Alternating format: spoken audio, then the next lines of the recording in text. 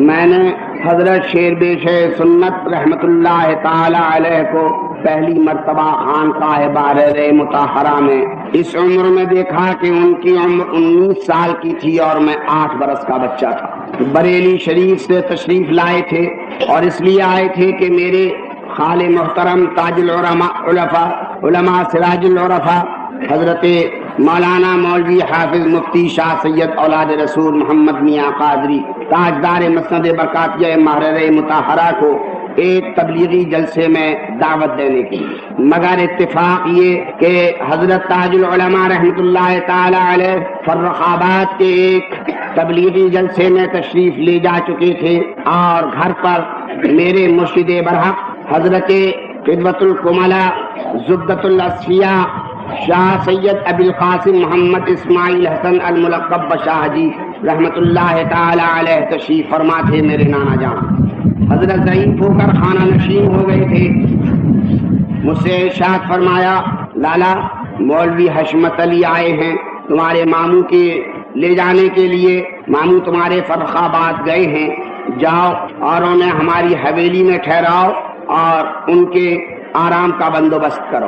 آج جب میں بوڑھا ہونے کو آیا تو میرے سامنے یہ پورا نقشہ سامنے ہے کہ میں کس طرح سے گھر سے کھانا لے کر گیا تھا اور میں نے کس طرح کھانا کھلایا تھا اور کس طرح سے میں نے یہ کہا تھا کہ بابا فرخ آباد گئے ہوئے ہیں اور میاں یہ فرماتے ہیں کہ آپ ہم سے ملے بغیر مت جائیے گا۔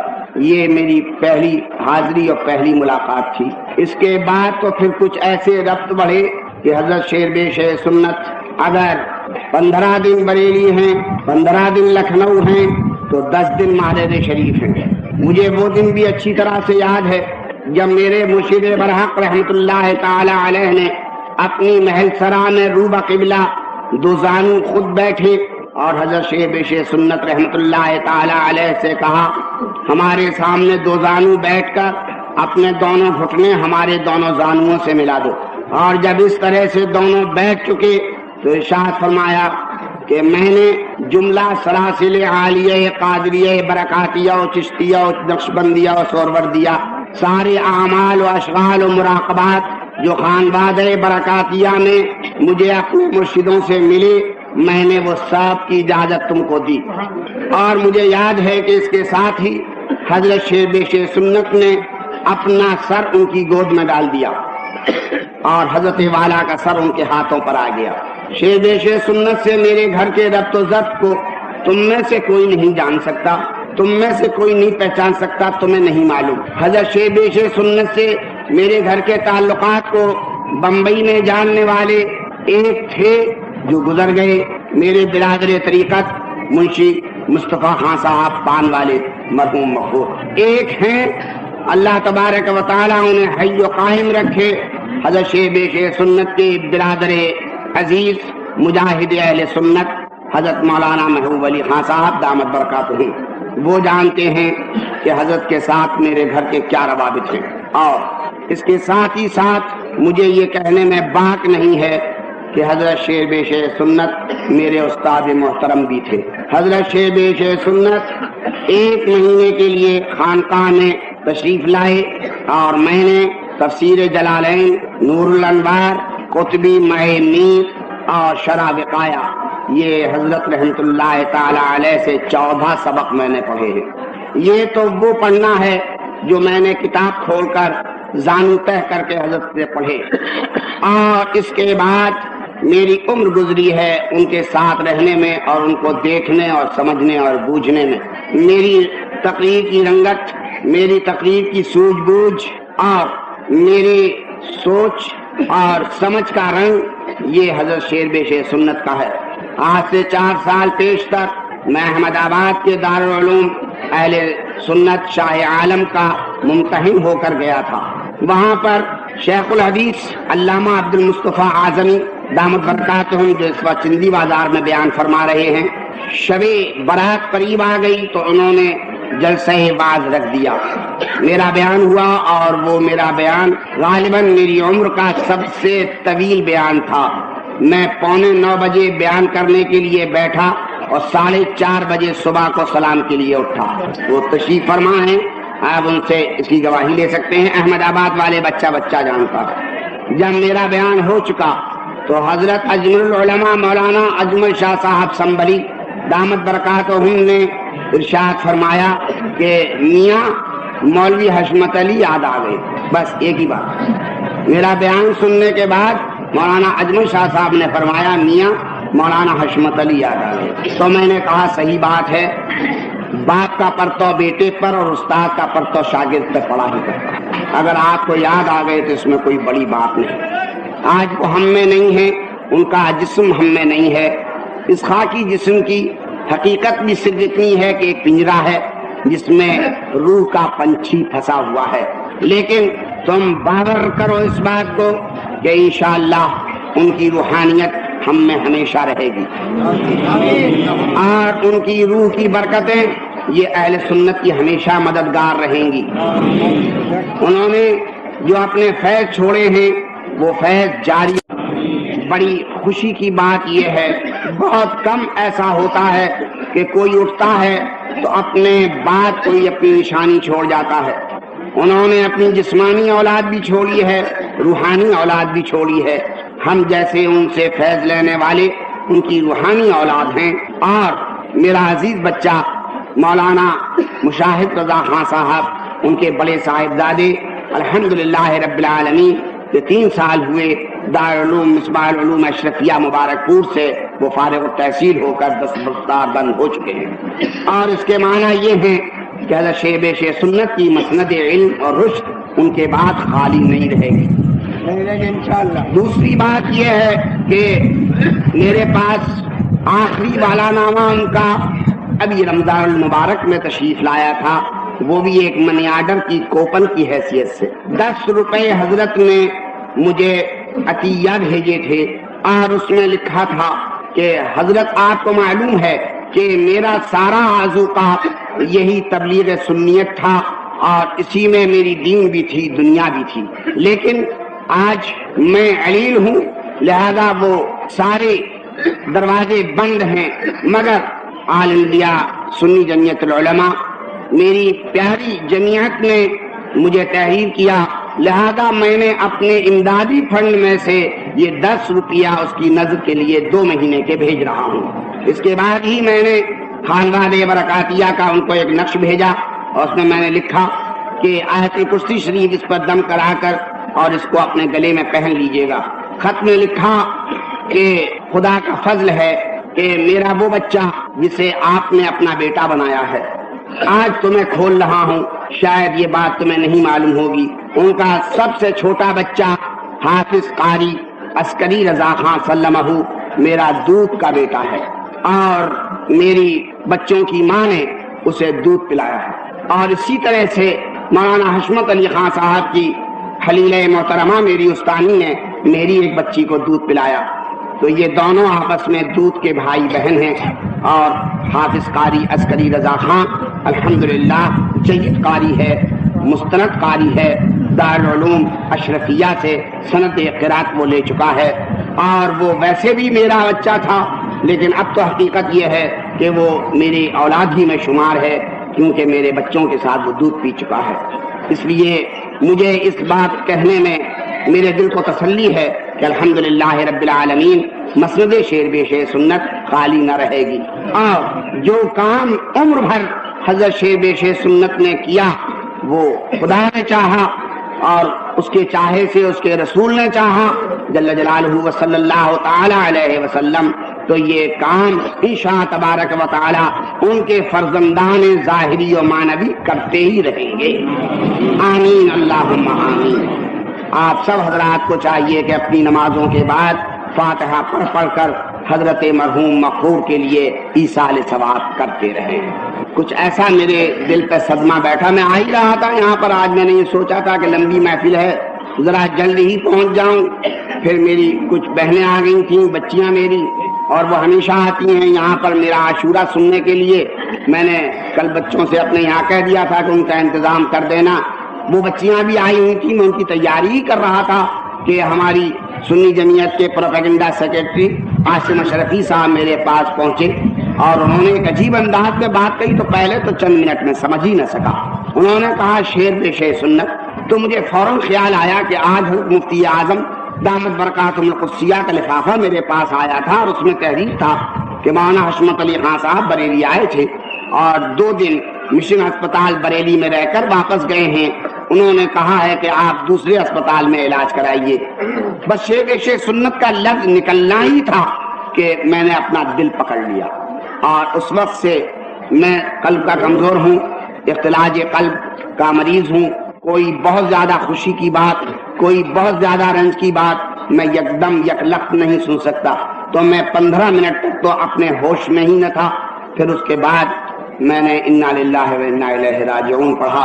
اللہ ہم سب کو صبر بھی عطا فرمائے اور اہل سنت و جماعت کو ان کا نعم البدل بھی عطا فرمائے اور ان کی برکتوں سے ہمیں تابت مالا مال رکھے. بات آج شب شہادت کہلاتی ہے, شب عاشور کہلاتی ہے. آج کے موضوع تو بڑے لمبے چوڑے تھے مگر میں آج یہاں سے شروع کر رہا ہوں کہ یہ عاشور محرم کی حقیقت کیا ہے, محرم الحرام کیا ہے, اس کے عاشور اور 10ویں تاریخ کی حقیقت کیا ہے. میرے دوستوں, میرے بھائیوں, محرم الحرام اسلامی کیلنڈر کا پہلا مہینہ ہے. اس کے ساتھ لفظ الحرام آپ دیکھتے ہیں, محرم الحرام. تو ایسے یہ 4 مہینے ہیں جو ابتدائے جاہلیت سے یعنی ابھی سرکار دو عالم صلی اللہ تعالی علیہ وسلم کی بعثت مبارکہ نہیں ہوئی تھی, اس وقت سے بھی یہ 4 مہینے حرمت اور عزت والے مشہور تھے. یعنی مطلب یہ ہے کہ وہ قومیں نابکار جو لوٹنے, مارنے, قتل کرنے, غارت کرنے, چوری کرنے کے سوا اور کچھ نہیں جانتی تھی, یہ 4 مہینوں کی عزت وہ لوگ بھی کیا کرتے تھے. اور ان 4 مہینوں میں وہ مطلق لوٹ مار نہیں کرتے.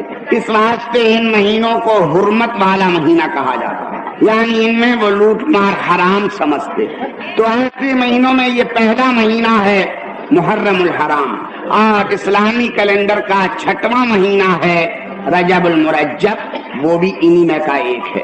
اور اسلامی کیلنڈر کے آخری 2 مہینے یعنی ذیقعدۃ الحرام اور ذوالحجۃ الحرام, یہ 2 مہینے بھی انہی میں سے ہیں. تو یہ 4 مہینے ہیں, محرم, رجب, ذوالقعدہ اور ذوالحجہ. یہ 4 مہینے ہیں جو اشہر حرم کہلاتے ہیں, حرمت والے مہینے کہلاتے ہیں. آپ کو یہ بات معلوم ہے کہ عرب پڑھے لکھے نہیں تھے, وہ تو نرے جاہل تھے. نہ انہیں لکھنا آتا تھا, نہ انہیں پڑھنا آتا تھا. انہیں تو 2 کام آتے تھے, وقت پڑھے تو زبان چلا لینا اور نہیں تو بس تلوار چلاتے رہنا. بس یہ 2 کام انہیں آتے تھے. زبان کے بارے میں وہ یہ کہتے تھے کہ ہم عربی ہیں اور باقی سب عجمی ہیں. عربی کے کیا معنی ہے؟ بولنے والا. عربی کے معنی ہے بولنے والا, اور عجم کے معنی ہے گونگا, بکا جسے کہتے ہیں. مکہ کہتے ہیں نا اپنی یہاں بمبئی کی زبان میں, تو مکہ کہتے تھے وہ ساری دنیا کو. یعنی مطلب یہ ہے کہ ہم ایسے بولتے ہوئے ہیں کہ ساری دنیا ہمارے سامنے مکی ہے, خالق بولنے والے ہم. تو حقیقت یہ ہے کہ ایسے بولنے والے تھے, ایسے بولنے والے تھے کہ 10-10 برس کی لڑکیاں ان کی بکریاں چرانے جاتی تھیں, اور جب بکریاں چرا کر واپس آتی تھیں جنگل سے تو 60 شعروں کے قصیدے کہہ کر لے آتی تھیں. 10-12 برس کی لڑکی. عالم ان کا یہ تھا کہ موسم حج میں ایک بہت بڑا عرب مشاعرہ ہوا کرتا تھا. بازار اوقات میں یہ مشاعرہ جمتا تھا. بڑے بڑے شعراء عرب اس مشاعرے میں شریک ہوتے تھے. چوٹی کے قصائد کہہ کے لے کر آتے تھے اور اس میں سینے تان تان کر, ناک پھلا پھلا کر, آنکھیں چمکا چمکا کر وہ اپنے قصیدے پڑھتے تھے. جو قصیدہ پورے مشاعرے میں جان ہوتا تھا, حاصل مشاعرہ ہوتا تھا, اس قصیدے کو وہ کھجور کی چھال پر کسی سے لکھوا کر کعبے کے دروازے پہ لٹکوا دیا کرتے تھے, اور عالم کو چیلنج کر دیتے تھے کہ اب اگر کسی میں ہمت ہے تو اس سے اچھا قصیدہ کہہ کے لائے تب یہ وہاں سے اتارا جائے گا اور اس کا قصیدہ وہاں لٹکا دیا جائے گا۔ میرے دوستو، ایسے 7 قصیدے ہیں جنہیں سبع معلقہ کہتے ہیں۔ سبع کے معنی 7 اور معلقہ کے معنی لٹکے ہوئے۔ یہ پرانے ادب جاہلیت کے بڑے بے نظیر نمونے ہیں، بڑے بیش قیمت نمونے ہیں۔ یہ ایسے بیش قیمت نمونے ہیں کہ آج تقریباً ان کو کہے ہوئے 2000 برس سے زیادہ ہو چکے ہیں، لیکن آج بھی ہم میں کا کوئی طالب علم دستار فضیلت سے مشرف نہیں ہو سکتا جب تک کہ اس نے یہ 7 قصیدے پڑھ کر نہ سمجھ لیے ہوں اور ان 7 قصیدوں کو حل نہ کر لیا ہو۔ کوئی طالب علم مولوی نہیں بن سکتا۔ ایسے دقیق اور ایسے اونچے بلیغ قصیدے ہیں یہ سبع معلقہ، لیکن مضمون ان کے الامان والحفیظ، خدا کی پناہ۔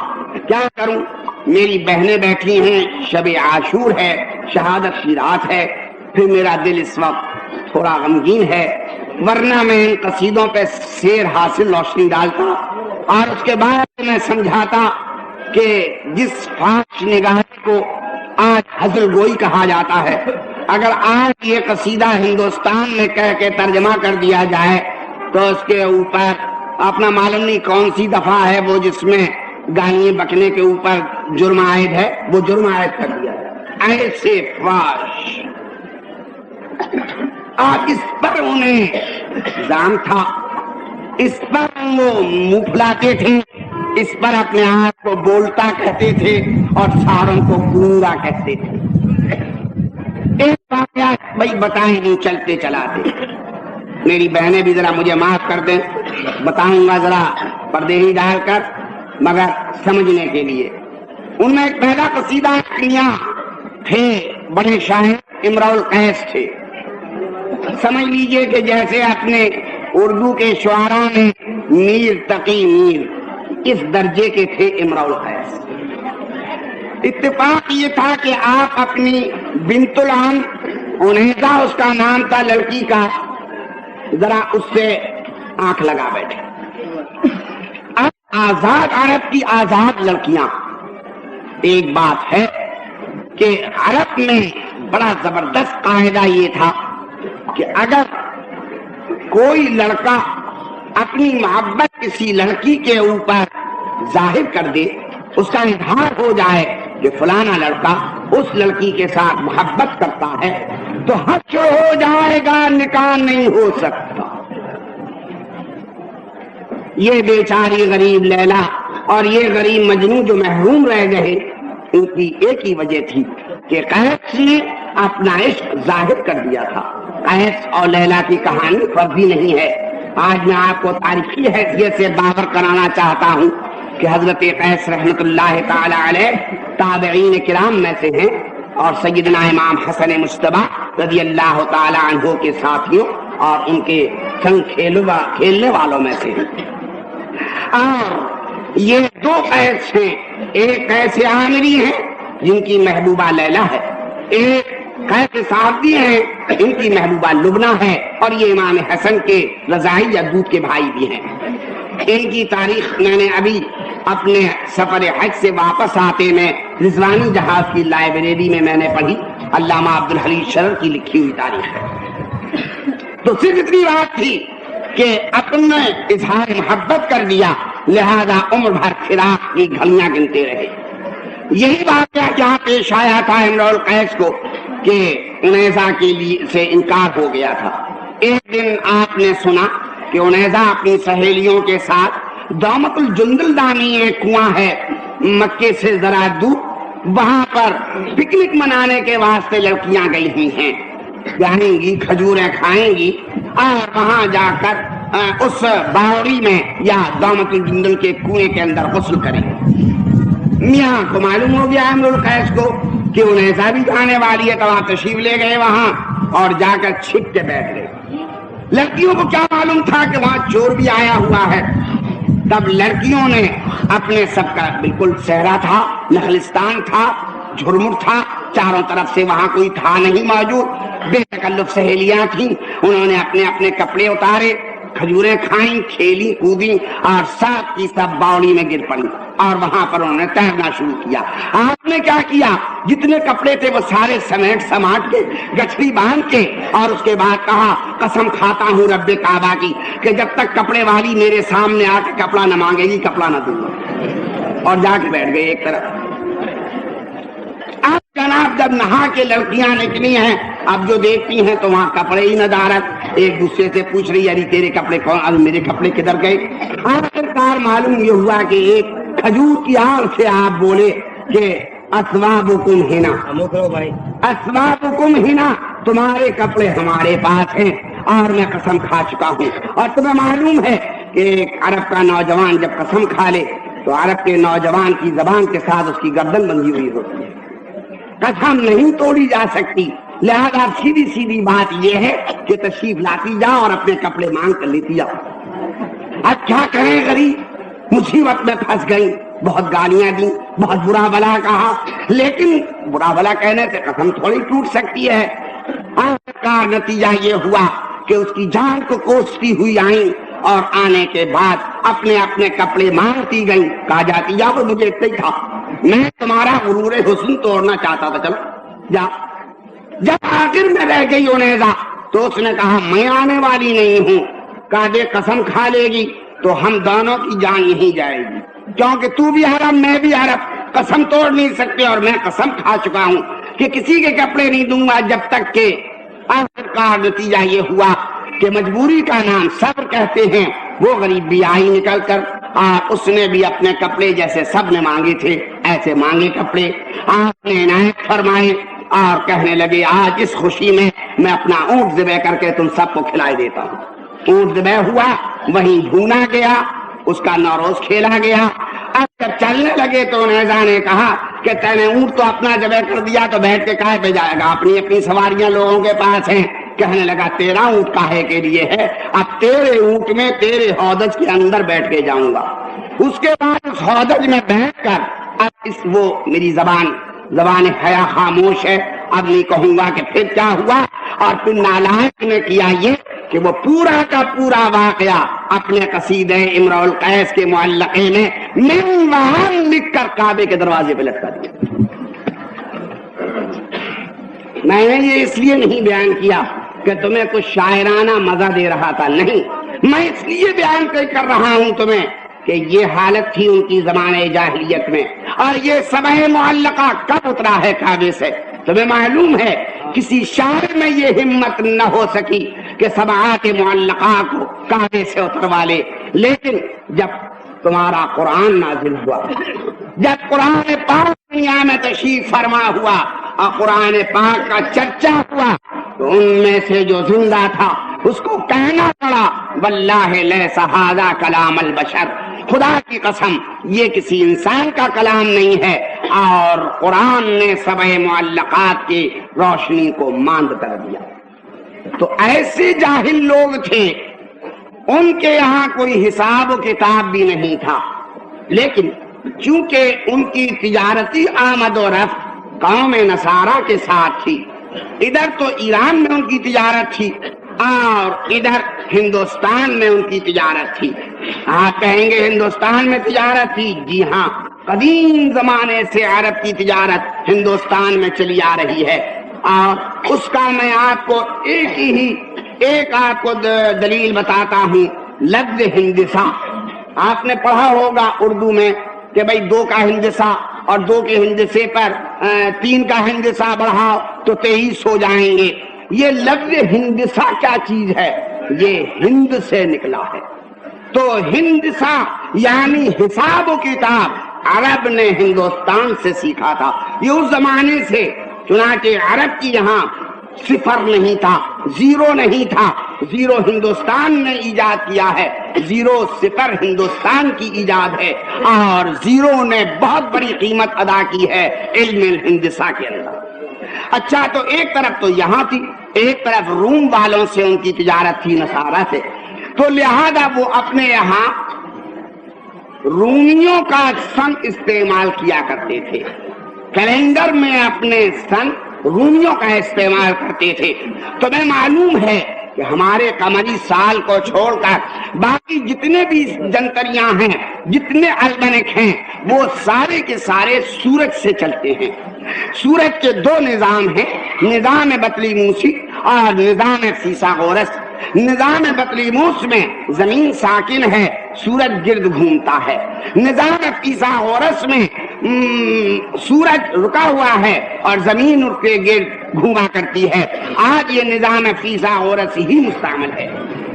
تو یہ سارے سورج کے حساب تھے، اور تمہیں معلوم ہے کہ سورج کے حساب سے 365 دن اور 6 گھنٹے کا ایک سال ہوتا ہے۔ 365 دن 6 گھنٹے کا ایک سال ہوتا ہے۔ اس کا نتیجہ یہ ہوتا ہے کہ یہ جو سال ملتے ہیں تو ہر لیپ ایئر میں، یعنی جب سال برابر تقسیم ہو جائے، مہینہ 29 دن کا قرار دے کر وہ کمی پوری کی جاتی ہے، اور 100 سال کے بعد یہ 6 گھنٹے مل کر پورے 24 گھنٹے بنتے ہیں، اور اس کے بعد ہر نئے صدی پر ایک دن کی زیادتی ہو جاتی ہے۔ اسی واسطے شمسی طریقے کے اندر موسم ہمیشہ ساتھ چلتے ہیں مہینوں کے۔ جون میں ہمیشہ گرمی ہی پڑے گی، دسمبر اور جنوری میں ہمیشہ سردی ہی آتی ہے، مارچ میں بہار آتی ہے، جولائی اور اگست میں ہمیشہ برسات پڑتی ہے شمسی مہینے میں۔ لیکن قمری مہینے میں ایسا نہیں ہے۔ ہمارے ہندوستان والے اپنا سن قمری چلاتے ہیں، مگر کرتے کیا ہیں؟ حساب لیتے ہیں چاند سے، یعنی اماوس اور پونم سے، مگر حساب اس کا چلاتے ہیں سورج سے لگا کر۔ اگر سورج سے نہ چلائیں تو کبھی چیت میں بہار آئے کبھی نہ آئے، کبھی بیساکھ میں گرمی پڑے نہ پڑے، کبھی جیٹ موسم گرما ہو یا نہ ہو، کبھی پوس اور ماگھ میں سردی پڑے یا نہ پڑے، جیسے کہ کبھی رمضان میں سردی پڑتی ہے نہیں پڑتی، کبھی شوال برسات میں آتا ہے، کبھی محرم برسات میں آتا ہے، کبھی رجب المرجب گرمی میں آتا ہے۔ تو یہ صرف قمری سال ہے۔ سرور عالم صلی اللہ تعالی علیہ وسلم نے جب مکے کو فتح فرمایا اور اس میں آپ نے خطبہ فتح عطا فرمایا، تو خطبہ فتح میں ارشاد کیا، سنو آئے لوگو، یہ بیت اللہ الحرام ہے، یہ کعبہ اللہ کا حرمت والا گھر ہے، اس کے اندر لوٹ مار جائز نہیں ہے۔ میرے لیے بھی صرف آج کے دن چند گھنٹوں کے لیے اللہ نے جائز کیا تھا، پھر قیامت تک اس کی حرمت ویسی کی ویسی ہے۔ اور سنو اے لوگو، آج سے نسی یعنی جسے لیپ ایئر کہتے ہیں یہ اب اسلام میں نہیں لیا جائے گا۔ اب ایسا نہیں ہوگا جسے لونگ کا مہینہ کہتے ہیں ہماری یو پی میں، اور یہاں شاید ادھک ماس کہتے ہیں، ادھک ماس جو لیا جاتا ہے اب نہیں لیا جائے گا، بلکہ چاند کے حساب سے سومو لرؤیت وافطروا لرؤیت فإن غم علیکم فتمموا 30 نحن امۃ امیۃ لا نکتب ولا نحسب۔ ہم حساب و کتاب کے پھیر میں نہیں پڑتے، مہینہ 29 کا ہے، اگر تمہیں شبہ پیدا ہو جائے تو 30 پورے کر کے اگلی تاریخ شروع کر دو، قصہ ختم ہو گیا۔ اس کا نتیجہ یہ ہے کہ ہمارا کیلنڈر پورے سال کے اندر گھومتا ہے، پورے تینوں موسموں میں گھومتا ہے۔ آپ دیکھیے کہ شروع میں آپ بھری برسات میں آتے تھے محرم، اب جوں گزرتے جاتے ہیں 2 سال اور رہ گئے ہیں، 2 سال کے بعد یہ شروع جون میں چلے جائیں گے، اور پھر آپ کو منڈوے نہیں باندھے جائیں گے، آپ کا منڈوا بالکل کھلا ہوا ہوگا، اور بڑے اطمینان سے مولوی صاحب کھلی فضا میں بیان کر رہے ہوں گے جو بھی بیان کریں گے۔ تو معنی یہ ہوئے کہ یہ ہمارے کیلنڈر کا جو پہلا سال ہے، پہلا مہینہ ہے محرم الحرام، یہ حرمت والا مہینہ ہے، عزت والا مہینہ ہے، اور اس کی یہ 10ویں تاریخ جسے عاشورہ کہتے ہیں۔ عاشورہ عاشرے کی مؤنث ہے، یعنی 10ویں تاریخ، گویا کہ آپ کہیے 10 محرم الحرام۔ تو عاشورے کی یہ فضیلت، عاشورے کی یہ برکت کچھ آج ہی کی نہیں ہے، عاشورے کی برکت کچھ آج کی نہیں ہے، بلکہ عاشورے کی برکت اقوام عالم میں بہت پرانی چلی آ رہی ہے۔ مجھے کہنے دیجئے کہ سیدنا آدم علی نبینا وعلیہ الصلاۃ والسلام عاشورے ہی کے روز ان کی لفظشیں लग़्ज़ इज्तिहादी से तौबा कबूल फरमाई गई। हजरत सैयदना नूह अलैहिस्सलातु वस्सलाम की कश्ती आशूरे के दिन उसने तूफान से किनारा किया था। हजरत सैयदना इब्राहीम अलैहिस्सलातु वस्सलाम ने नमरूद की आग से आशूरे मुहर्रम को नजात पाई थी। हजरत सैयदना यूनुस अलैहिस्सलातु वस्सलाम ने आशूरे मुहर्रम 10वीं मुहर्रम को मछली के पेट से नजात पाई थी। हजरत अय्यूब अलैहिस्सलातु वस्सलाम आशूरे मुहर्रम में सेहत याब हुए थे। हजरत सैयदना मूसा अलैहिस्सलातु वस्सलाम फिरऔन से बचकर अपनी कौम को लेकर आशूरे मुहर्रम ही को निकल गए थे। हजरत ईसा अलैहिस्सलातु वस्सलाम अपने दुश्मनों से आशूरे मुहर्रम ही को बचाकर आसमां को उठा लिए गए। तो अगर सारी उम्मतों में आशूरे का कोई भरम था तो क्या आप जानते हैं कि उम्मत मोहम्मदिया में आशूरे का कोई भरम न होगा? हुआ और बेशक हुआ। सरवर आलम सल्लल्लाहु अलैहि वसल्लम जब मदीने मुनव्वरा तशरीफ लाए तो आपने मुलाहिजा फरमाया कि अतराफ मदीना में जो यहूदी बसे हुए थे वो आज आशूरे के दिन में रोजा रखा करते थे, आज खुशी मनाया करते थे। सरवर आलम सल्लल्लाहु अलैहि वसल्लम ने जब दरियाफ्त किया तो मालूम ये हुआ कि हजरत मूसा अलैहिस्सलातु वस्सलाम ने आज अपनी कौम को जुल्म फिरऔन से नजात दिलाई है। इस वास्ते आज यहूदी ये दिन मनाते हैं शादमानी का। इरशाद फरमाया कि तो फिर हजरत मूसा की खुशी में शरीक होने का मैं ज्यादा हकदार हूँ, लिहाजा फरमा दिया कि ऐ भाइयों, आशूरे मुहर्रम का रोजा तुम पर फर्ज किया जाता। मैं आपको बता रहा हूँ कि जब तक रमजान के रोजे नाजिल नहीं हुए मुसलमानों पर आशूरे मुहर्रम का रोजा फर्ज था। अब यहूदियों ने सुना, ये तो अजीब गरीब कौम है साहब, जैसी 4000 बरस पेशतर थी, जैसी अपने अंबिया के साथ थी वैसे ही सरवर आलम के साथ थी, वैसी आज है वैसी हमेशा रहेगी। तो यहूदी कौम ने जब ये सुना कि हजरत मूसा अलैहिस्सलातु वस्सलाम के आशूरे में इन्होंने भी रोजा रखना शुरू किया है, तब उन्होंने बगले बजाई, तालियां पठारी, कहा देखो मुसलमानों, आखिर तो तुम्हारा नबी दब गया ना हमारे नबी से, न मिला ना उसे दूसरा दिन रोजा रखने का, आखिर तो हमारा ही दिन मिला उसे रोजा रखने का। ये तान सरवर आलम के कानों पर आया। फौरन इरशाद फरमाया कि उन बदबख्तों को बकने दो, मगर तुम एक बात ये करो, सोमो कबला आशूराए व खालिफुल यहूद, आशूरे से एक दिन पहले भी रोजा रख लिया करो और यहूद की मुखालिफत करो इस बारे में। चुनांचे आशूरे मुहर्रम का असल रोजा कल का है और आज का रोजा मिलाना भी उसके साथ मुस्तहब है। ये फर्ज रोजा था जब तक रमजान नहीं आए। जब रमजान के रोजे आ गए उनकी फर्जियत हमारे सिरों पर बंध गई तो इसकी फर्जियत खत्म हो गई, मगर इसका सुन्नत मुस्तहब होना ये अब भी बाकी है और क़यामत तक बाकी रहेगा। सरवर आलम सल्लल्लाहु ताला अलैहि वसल्लम फरमाते हैं आशूरे का दिन बरकत वाला दिन है, इस दिन रोजा भी रखो और अपने अहलो अयाल को घर में जो तुम रोज खाते पीते हो उसमें थोड़ा सा ज्यादा करके खाओ पियो। क्या माना है? मतलब रोज तुम खाली दाल खाते थे तो आज दाल में जरा सा गोश्त डाल लो। तुम्हारे यहाँ मसलन रोज इसकी जौ की रोटी खाई जाती थी, अल्लाह तुम्हें दे तो आज तलाश करके गेहूं की रोटी खाओ। अगर ऐसा था कि खाली गेहूं रोटी खाते थे तो आज चावल और रोटी दोनों मिला के खाओ। तो असल यहाँ से है कि हदीस ने आज के दिन अपने अहलो अयाल पे वुसअत के साथ खाने पीने का हुक्म दिया मुस्तहब। तो जिस चीज की असल साबित हो जाए हदीस से उसकी किसी खास सूरत पर एतराज करना जायज नहीं है। मुसलमानों ने ये सुना कि सरवर आलम का ये मंशा है कि आज आशूरे के दिन अपने अहलो अयाल को जरा ज्यादा खिलाओ और पिलाओ। तब उन्होंने ये सोचा कि भाई साल भर के अंदर कभी हम उड़द की दाल खाते हैं और कभी मसूर की खाते हैं, कभी चावल खाते हैं, कभी गेहूं खाते हैं, कभी गोश्त खाते हैं, लिहाजा आप साल भर के बाद ये दिन को फरमाते हैं कि कुछ ज्यादा करो, तो ये सारी चीजें मिलाकर एक खाना तैयार कर डालो।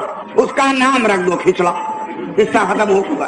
اصل میں معاملہ اتنا ہے، اب اس کو اینچ تان کر اگر ایک جماعت اسے معاذ اللہ فرض کہہ دے وہ بھی غلطی پر ہے، ایک جماعت اگر اسے حرام و بدعت کہہ دے وہ بھی غلطی پر ہے۔ ہم تو ہیں امت وسط، اعتدال والے ہیں، نہ ہم کسی اللہ کے حلال کو حرام کہتے ہیں نہ ہم کسی اللہ کے حرام کو حلال کہتے ہیں۔ اللہ نے اور اس کے رسول نے جو حلال کر دیا وہ حلال ہے، اللہ اور اس کے رسول نے جو حرام فرما دیا وہ حرام ہے، اور اللہ اور رسول نے جس چیز کو نہ حلال کہا نہ حرام کہا وہ ایسا ہے کہ اگر اسے کرو تو اس میں کوئی حرج نہیں اور نہ کرو تو اس میں کوئی عذاب نہیں، یہ مباح چیزیں ہیں۔ اب ان میں کسی چیز کو اگر کوئی خامخواہ بدعت کہہ دے تو یہ اس کا دھرم جانے کہ اللہ نے جس چیز کو حرام نہیں کہا اسے بندے حرام کہنا یہ بندوں کے بس کی بات نہیں، یہ بندوں کے قابو کی بات نہیں۔ تو عاشورہ محرم بڑی برکت والا دن ہے، میں تمہیں اس کی برکت کا ایک نشان یہ سمجھاؤں، یہ آج کی رات جو آج ہے اس رات کو مت سوچو، آج سے یہ تقریباً 1350 برس پہلے کی جو رات تھی، محرم سن 61 ہجری کی جو یہ رات تھی وہ غضب کی رات تھی۔ سوچو بیٹھ کر کہ آج کی نئی تاریخ کو عصر کے وقت عمر ابن سعد نے اپنا نقارہ بجوایا تھا اور سیدنا امام نے اپنے آدمیوں سے پوچھا جاؤ دیکھو لشکر کا یہ سامنے نقارہ کیوں بجتا ہے۔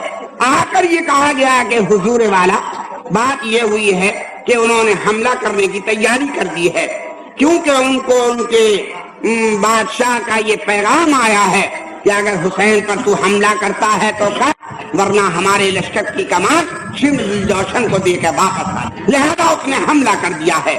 سیدنا امام عالی مقام باہر تشریف لائے، ارشاد فرمایا اے قوم اشقیا، اگر تمہارے لیے میرا قتل کرنا جائز ہی ہو گیا ہے یا تم نے طے کر لیا ہے کہ اب تم ہمیں جو ہے وہ قتل ہی کر دو گے، تو میں یہ چاہتا ہوں کہ تم مجھے ایک رات کی مہلت دے دو، ایک رات کی ہمیں تم مہلت دے دو۔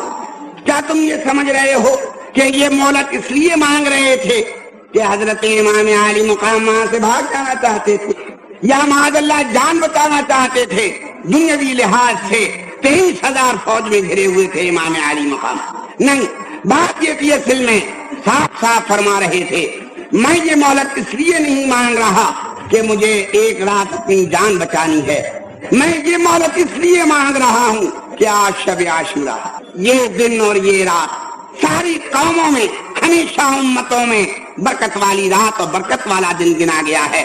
میں یہ چاہتا ہوں کہ آج ہم اور ہمارے ساتھی اپنی عمر کی آخری عبادت کر لیں، یہ رات پھر چاہے ملے یا نہ ملے، اس لیے آج رات کی ہمیں مہلت دے دی جائے۔ قوم اشقیا سے خطاب آیا کہ اے ابن علی ہم تمہیں مہلت نہیں دے سکتے۔ یہ بات سن کر انہی میں کے ایک شخص نے جس کا نام شعبان کندی تھا وہ کہنے لگا تو ہے تمہارے اوپر، اگر تمہارا لشکر دہلم کے کافروں پر پڑا ہوتا جا کر اور جہاد میں تم مصروف ہوتے، وہ تم سے ایک رات کی مہلت مانگتے تو تم انہیں ایک رات کی مہلت دے دیتے۔ تعجب کی بات ہے کہ ابن رسول اللہ تم سے ایک رات کی مہلت مانگ رہا ہے جس کو تم نے تکبی دل گھیر لیا ہے، پھر بھی تم ایک رات کی مہلت نہیں دینا چاہتے۔ چار طرف سے تھوڑی تھوڑی جو ہوئی تو آخرکار کہا اچھا ایک رات کی مہلت دی جاتی ہے۔ آج میرے یاروں میرے دوست، وہ ایک رات کی مہلت جب ملی ہے تو تمہیں معلوم ہے آج محرم سن 1380 ہجری کی یہ شب عاشور ہے۔ بھائی جہاں بیٹھنا بیٹھ جاؤ، یہ عاشور ہے، محرم سن 1380 ہجری کی آج رات ہے۔ میں تمہیں سن 61 ہجری کے محرم کی 10ویں رات کا قصہ سنا رہا ہوں۔ مہلت مل گئی ہے، ادھر کیا ہو رہا ہے؟ ہتھیار صاف کیے جا رہے ہیں، ہتھیار صاف ہو رہے ہیں، گھوڑوں کو ملا جا رہا ہے، تیروں کو زہر میں بجھایا جا رہا ہے، خنجروں پہ دھاریں رکھی جا رہی ہیں، نیزے کی انی کو آزمایا جا رہا ہے۔ اور یہاں کیا ہو رہا ہے؟ خیمہ اہل بیت میں اندر حضرت سیدہ زینب کبریٰ ثانیہ زہرا رضی اللہ تعالی عنہما وارضاہما عنا مصلی بچھائے ہوئے عورتوں کی قیادت کر رہی ہیں، اور باہر سید الشہداء امام عالی مقام رضی اللہ تعالی عنہ مصلی بچھائے ہوئے مردوں کی قیادت کر رہے ہیں۔ پانی نہیں مل سکا ہے تو پاک مٹی سے تیمم کر لیے ہیں، اندر بھی تیمم ہوا ہے، باہر بھی تیمم ہوا ہے۔ امام ابو اسحاق اسفرائینی رحمت اللہ تعالی علیہ فرماتے ہیں کہ رات بھر خیمہ اہل بیت سے ایسی آواز آ رہی تھی جس طرح سے کہ شہد کی مکھیاں بھن بھناتی ہیں، شہد کی مکھیوں کی جو گونج ہوتی ہے، اس طرح سے خیمہ اہل بیت تسبیح و تہلیل اور ذکر الہی سے گونج رہا۔ میرے یاروں، میرے دوستوں، میں انصاف کے نام پر تم سے انصاف طلب کرتا ہوں، میں ایمان کے نام پر تم سے انصاف طلب کرتا ہوں، میں مظلومی حسین کے نام پر تم سے انصاف طلب کرتا ہوں۔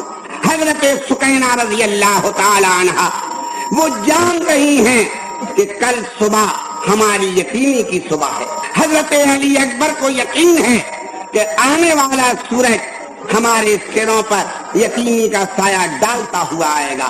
حضرت سیدنا امام عالی مقام کو یقین ہے کہ کل کے بعد پھر سورج ہمارے اوپر نہیں نکلے گا، لیکن اس کے باوجود وہ سب کچھ بھولے ہوئے ہیں۔ انہیں صرف ایک بات یاد ہے کہ غنیمت ایک رات مل گئی ہے ہمیں عبادت خدا کی، بندگی خدا کی، ہمیں اللہ کی یاد کی، جو مقصد تخلیق انسان ہے۔ وما خلقت الجن والانس الا لیعبدون، جن و انسان کو ہم نے اس لیے پیدا کیا تاکہ وہ ہمیں پہچان کر ہماری عبادت کرے۔ جب انہیں یہ معلوم ہے تو سب بھولے ہوئے ہیں اور خدا کی یاد میں لگے ہوئے ہیں۔ میرے یاروں، میرے بھائیوں، میرے بزرگوں، میں ادب سے تم سے سوال کرنا چاہتا ہوں کہ محرم الحرام سن 61 ہجری کی رات جیسے ان مظلوموں نے گزاری تھی، محرم الحرام سن 1380 ہجری کی وہ رات کیا ان مظلوموں کی یاد منانے والے بھی ویسے ہی گزارتے؟ میں اس سوال کے جواب کا طالب ہوں، تمہاری زبانوں سے طالب نہیں ہوں، تمہارے ضمیروں سے طالب ہوں، تمہارے کانشنس سے۔ حضرت سکینہ رضی اللہ تعالی عنہا وہ جان رہی ہیں کہ کل صبح ہماری یتیمی کی صبح ہے، کی رات جیسے ان مظلوموں نے گزاری تھی، محرم الحرام سن 1380 ہجری کی وہ رات کیا ان مظلوموں کی یاد منانے والے بھی ویسے ہی گزارتے؟ میں اس سوال کے جواب کا طالب ہوں، تمہاری زبانوں سے طالب نہیں ہوں، تمہارے ضمیروں سے طالب ہوں، تمہارے کانشنس سے میں سوال کر رہا ہوں کہ ذرا گریبان کے بٹن کھولو، اس کے اندر ذرا منہ ڈالو اور منہ ڈال کر سوچو کہ تم مظلومی حسین پر آنسو بہانے والے آج کی شب شہادت کیسے مناتے ہو؟ آج کی شب شہادت میں سنو، مجھے بتاؤ تو خدا کے واسطے مجھے معاف کر دے وہ بھائی اور مجھے معاف کر دیں وہ بہنیں کہ جو آج 2 عیدوں کے بعد محرم کی عید مناتی اور اپنے بہترین کپڑے پہن کر وہ گھروں سے نکلتی ہیں، مردوں کے ساتھ نکلتی ہیں، مردوں کے بدون نکلتی ہیں، اور نکل کر وہ شہر کے بازاروں میں ایسے گھومتی ہیں گویا کہ آج بمبئی شہر میں عید آئی ہوئی ہے۔ آج پھر تمہیں معلوم ہے کہ جب حسن خدارا ہوتا ہے، جب حسن خدارا ہوتا ہے تو آنکھیں حسن بینی، چشم حسن بینی اس کو نظارے کے لیے سامنے آ جاتی ہے۔ تم دعوت نظارہ دو، تم شہد لا کے رکھو، پھر کہو مکھی نہ آئے اس پر، مونگی نہ لگے اس کو، تو یہ تو بڑی عجیب و غریب بات ہے، بڑی عجیب بات ہے کہ تم بن سچ کے نکلو اور اس کے بعد مجھ کسی کم بخت جیسے کی آنکھ ایسے اٹھے، منہ بھی کاٹا، دیکھا تم نے، ہمیں دیکھ رہا تھا۔ اے سبحان اللہ، کیا بات کہی ہے آپ نے، واہ واہ واہ واہ۔ آپ دکھانے کے لیے تشریف لائیں، تب آپ کو لجا نہیں آئی، تب آپ کو شرم نہیں آئی؟ اب مجھے بتائیے کہ مرد تو مرد ہے، وہ تو عادت اس کی پڑی ہوئی ہے کہ چار طرف دیکھتا ہے، آزاد آنکھیں ہیں اس کی، لیکن تمہاری آنکھوں کو کیا ہوا؟ حضرت امہات المومنین اپنے گھر میں بیٹھی ہیں، ایک نابینا صحابی ہیں جن کا نام ہے حضرت سیدنا ام مکتوم رضی اللہ تعالی عنہ، نابینا ہیں، مؤذن ہیں سرکار دو عالم صلی اللہ علیہ وسلم کے، گھر میں آنے کی اجازت چاہتے ہیں تو امہات المومنین کرتی ہیں بلا لیجئے، فرماتے ہیں پردے میں ہو جاؤ تم، تو عرض کرنے لگی کہ سرکار وہ تو نابینا ہے، وہ تو نابینا ہے، یعنی مطلب یہ وہ تو دیکھتے ہی نہیں، تب پر پردہ کیا؟ ارشاد فرمایا انتما عمیاں، وہ تو اندھے ہیں تو کیا تم بھی اندھی ہو؟ کیا تم بھی نابینا ہو؟ کیا تمہارے بھی آنکھیں نہیں ہیں؟ تم تو دیکھو گی انہیں۔ مجھے آپ بتائیے، جس قرآن نے تمہیں یہ تعلیم کیا قل للمؤمنات یغضضن من ابصارهن ویحفظن فروجهن ولا یبدین زینتهن الا ما ظہر منها، جس قرآن نے یہ کہا کہ اے مسلمان مرد اور اے مسلمان عورتوں اپنی نگاہوں کو نیچی رکھو، اس قرآن کے ماننے والے اور ماننے والیاں آج رات کو یہ سمجھتی ہیں کہ شاید آج رات کی رات یہ آیت قرآن میں سے اٹھا لی گئی ہے آسمان۔ میرے دوستوں، میرے بھائیوں، میری بات ذرا کڑوی ضرور لگ رہی ہوگی، مگر بات یہ ہے کہ سچی بات ذرا کڑوی ہی ہوا کرتی ہے۔ ایک بات مجھے یہ بتائیے خدا کی قسم، میں تمہیں معلوم ہے الحمدللہ سنی ہوں، آج سنی بھی کہتا ہوں کہ ابان جب دن ٹھکا ٹھکایا مہر لگا ہوا سنی ہوں خدا کے فضل و کرم سے، لیکن مجھے یہ بتاؤ ذرا اللہ کے لیے، برا مت ماننا، یوں مت کہنا لوگ صاحب ہم نے تو اتنی محنت کر کے بنائی تھی اور آل مصطفیٰ اپنے بات کے اندر ہم کو کرٹیسائز کرتا ہے۔ یہ جو تمہاری سبیلیں بنی ہوئی ہیں، میں سبیلوں سے مراد وہ سبیل نہیں لیتا جہاں مٹکوں میں پانی رکھا ہو، تم اس کی حفاظت کے لیے کھڑے ہو، پانی ہو، شربت ہو، چائے ہو، کائے کی بھی سبیل ہو، آنند و روند کو تم پیاس بجھا رہے ہو، ان کو پانی پلا رہے ہو، نیت تمہاری یہ ہے پیاسی آتما پانی پیے گی، اس کا ثواب ملے گا، یہ ثواب ہم عرض کریں گے الہ العالمین، ایک پیاسے کو پانی پلایا، اس کا ثواب اگر کچھ عطا ہو تو آج کا ثواب ہمارے امام سیدنا حسین علی جدہ الکریم علیہ الصلوۃ والسلام کو حاضر کر دیا جائے۔ میں اس سبیل کا ذکر نہیں کر رہا، میں وہ پوچھ رہا ہوں یہ جو بوگدوں میں سے ریلیں نکلتی ہیں اور ریلیں جاتی ہیں، میں وہ پوچھ رہا ہوں جو بھنڈی کے اوپر مٹکے لٹکتے ہیں، میں یہ پوچھ رہا ہوں کہ جہاں پہ بھانمتی کے شعبدے دکھائے جاتے ہیں، میں سچ کہنے والا ہوں، کوئی نیا تمہارے 84 علماء جو آئے ہیں ان میں سے 2 ہی ایک ہیں بمبئی والے، باقی سب باہر سے تشریف لائے ہوئے ہیں، آئے ہیں بیانات کریں گے 13-14 دن بمبئی میں، اس کے بعد یہ تو لوگ گشتی لوگ ہیں، اپنے گھومتے سیاحین ہیں، سیاح ہیں، سارے ہندوستان میں پھرتے ہیں، لیکن میں بیچارہ تو کھوٹی کی طرح یہاں گڑا کا گڑا ہی ہوا ہوں، میں تو کہیں ہلتا نہیں، تمہارے پاس بیٹھا ہوں، تمہارے پہلوؤں میں بیٹھا ہوا ہوں، خدا کے واسطے بتاؤ 12 برس میں بھی تم نے مجھے پہچانا یا نہیں پہچانا؟ اور 12 برس سے میں تمہیں یہ کہہ رہا ہوں اللہ کے واسطے اپنی حالتوں کی اصلاح کرو، خدا کے واسطے اغیار کو ہمارے ہاتھوں پہ ہماری حالوں پہ مت ہنسواؤ، تم یہ کھیل تماشے کرتے ہو نام حسین پر، اور وہ نابکار جو صرف نام حسین سے جلتے ہیں وہ آ کر ہمارے گردن پہ ہاتھ رکھ کر پوچھتے ہیں کیا سنی مالوی یہی تمہاری سنیت ہے؟ کیا یہی ہے تمہاری سنیت؟ مجھے بتاؤ خدا کے واسطے کہ تم اپنے کردار سے اور اپنے کرتوت سے سنیت کو بدنام کرتے ہو۔ ایمان کے ایصال ثواب کے لیے 1000 صورتیں تھیں، ایمان کے ایصال ثواب کے لیے شربت بناؤ، شربت پر سورہ فاتحہ پڑھواؤ، خوب پیے اور خوب پلاؤ، اور اس پینے اور پلانے میں جو کوئی بیچ میں آئے اس سے کہہ دو کہ اپنی زبان بند کر لو، تم نہ خدا ہو نہ رسول ہو، اللہ کی حلال کی ہوئی چیز کو حرام کرنا تمہاری ہمت نہیں۔ سرور عالم صلی اللہ علیہ وسلم کے بچوں کی تمہیں یاد آ رہی ہے آج کی رات اور کل کے دن، خوب کھانے پکاؤ، تمہیں اللہ تبارک و تعالی حلال کی روزی دے، غربا کو کھلاؤ، مساکین کو کھلاؤ، یتامہ کو کھلاؤ، بے وگان کو کھلاؤ۔ جن بیچاروں کو سوکھی روٹی سال بھر نہیں ملتی، تمہارے یہاں سے حلوے کا ایک ٹکڑا پا جائیں گے۔ سال بھر جن کو سوکھی روٹی کی عادت ہے، آج تر حلوہ کھا کر ان کی آتما سے جو ایک خوشی نکلے گی، تطیب مومن جسے کہتے ہیں، مومن کو خوش کرنا جسے کہتے ہیں، خدا کی قسم دل بدستاور کے حج اکبرت اب ہزاراں کا وہاں یک دل بہتر۔ دل کو ہاتھ میں لو، ہزاروں کعبوں سے ایک دل اچھا ہے۔ اس غریب کا دل تم نے خوش کیا تو میرا دل خدا خوش کرے گا۔ میں کب کہتا ہوں کہ یہ چیزیں ناجائز ہیں؟ اس طرح سے نام ایمان کیوں نہیں لیتے؟ کل عاشور کا روزہ رکھو، کل نوافل پڑھو، نفلیں پڑھتے جاؤ، اور اس کے بعد اپنے ثواب کو امام عالی مقام کے لیے وقف کرتے جاؤ۔ روزہ رکھو، اس کے ثواب کو امام عالی مقام کی نظر کرتے جاؤ۔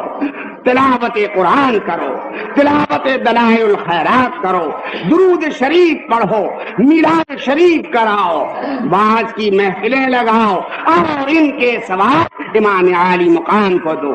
کسی بیوہ کو کپڑے بنا دو، کسی یتیم کا اسکالرشپ تعلیم کا جاری کرا دو، کسی سنی دارالیتامہ سنی مدرسے کے طلباء میں اپنی حلال کی کمائی صرف کر دو، کوئی مسجد سنیوں کی ٹوٹی ہوئی ہو اس کی مرمت کرا دو، اس کی مرمت کرانے والوں کی سہایتا کرو، اور اس سب کا ثواب امام عالی مقام کو دو، تو یہ تمہارا سچا عاشورہ، یہ ہے عشرہ محرم، یہ ہے سچا عاشورہ۔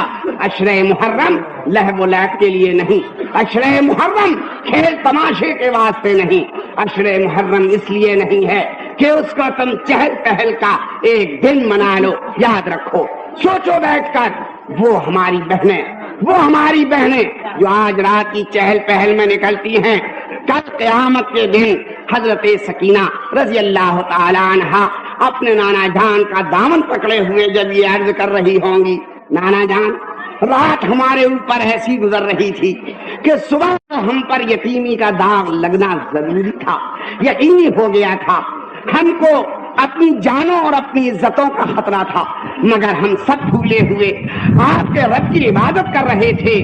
یا الہ العالمین کے پیارے رسول، نانا جان ذرا ہمیں اپنی امت سے پوچھ کر بتائیے کہ ہماری یتیمی کی یاد کرنے والیوں نے یہ راتیں دنیا میں کیسی منائی تھیں؟ مجھے بتاؤ، حضرت سکینہ کی اس فریاد کا تمہارے پاس کیا جواب ہے؟ حضرت سکینہ کی اس فریاد کا تمہارے پاس کیا جواب ہے؟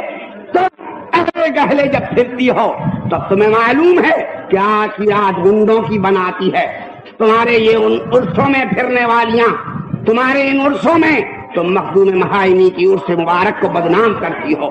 خدا کی قسم، عرص میرے سر آنکھوں پر، عرص میرا جزو ایمان ہے، لیکن عرصوں کے اندر تمہاری یہ چہل پہل کیسی چہل پہل؟ ہاں، ادھر سے اس نے تاکا، دو ہیں، ایک ادھر ہے ایک ادھر ہے، تاکا، اس نے کہا دیکھنا ادھر سے آ رہی ہے، تو آگے سے مار دھکا، میں پیچھے سے مارتا ہوں۔ ایکچولی ہے، بالکل یہ حقیقت حال ہے، اس میں مبالغہ نہیں ہے، کہنے کی بات نہیں ہے، یہ صرف اس لیے نہیں ہے کہ تمہیں بات سناؤں اور تم سنو، یہ سچی بات میں کر رہا ہوں، ایسا ہی ہوا کرتا ہے۔ ہر سال تم سنتے ہو کہ میلے میں یہ ہو گیا، وہ ہو گیا، کیا ہو گیا اور کیا ہو گیا۔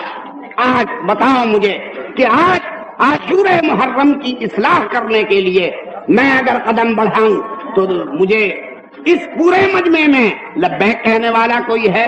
میں اگر محرم کے عاشورے کی اصلاح کا قدم بڑھاؤں، میں اگر یہ اعلان کروں کہ اب عاشورہ محرم شرعی منایا جائے گا، تمہیں معلوم ہے یہی وہ محلہ ہے چمنا بوچر اسٹریٹ، اور یہی میرے نوجوان ہیں، یہی میرے بھائی ہیں، حالانکہ یہ بیچارے پڑھے لکھے نہیں ہیں زیادہ، یہ تو چھری کے ماہر ہیں، الٹی بھی چلاتے ہیں، سیدھی بھی چلاتے ہیں، نیچے بھی چلاتے ہیں، اوپر بھی چلاتے ہیں، بکری پر چلاتے ہیں، اور موقع آ جائے کوئی دشمن اسلام کا اس پہ بھی چلا دے، تو یہ تو بھائی چھری کے ماہر ہیں، لیکن یہی چمنا بوچے اسٹریٹ کے بچے ہیں۔ میں نے ان سے عرض کیا، میرے بچوں نے میری بات پر کان رکھے، حضرت بابا عبد الرحمان رحمت اللہ تعالی علیہ کا سندل چمنا بوچے اسٹریٹ سے نکلتا ہے۔ بمبئی کے سندل تم نے سنے ہیں؟ اللہ اللہ، خدا کی قسم جب بمبئی کے سندل نکلتے ہیں وہ تو بابا عبدالرحمان اپنی قبر میں کھڑے ہو کر کہتے ہیں، میں سچ کہتا ہوں میری یہ روحانی آنکھیں، یہ جسمانی آنکھیں نہیں، میری روحانی آنکھیں دیکھتی ہیں کہ بابا عبدالرحمان اپنے مزار میں کھڑے ہو کر کہتے ہیں، اے خدا تو سمجھ لے ان کو جو میرا نام بدنام کر رہے ہیں، ان کو سمجھ لے ذرا، ان کو نیک توفیق عطا فرما، یہ میرا سندل چڑھانے آئے ہیں، ہجلے نہ چاہتے ہیں۔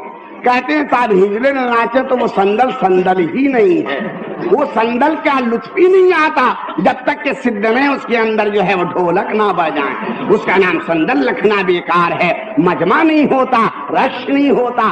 خدا کی قسم چمنا بوچر اسٹریٹ کے میرے بچوں نے ایسا کہنے والوں کے منہ پر تماچا مار دیا، انہوں نے کہا غلط ہے یہ بات، ہم نکالتے ہیں سندل، یہ سندل ہے جس میں ہجڑے نہیں ناچیں گے، یہ سندل ہے جس میں سدنے نہیں ناچیں گی، یہ سندل ہے جس میں ڈھول نہیں بجے گا، یہ سندل ہے جس میں باجا نہیں ہوگا، اس سندل میں صلاۃ اللہ ہوگی، یا نبی سلام علیک ہوگا، الصلاۃ والسلام علیک یا رسول اللہ کے نعرے ہوں گے، صبح طیبہ میں ہوئی بتہ بارہ نور کا ہوگا، مصطفیٰ جان رحمت پہ لاکھوں سلام ہوگا۔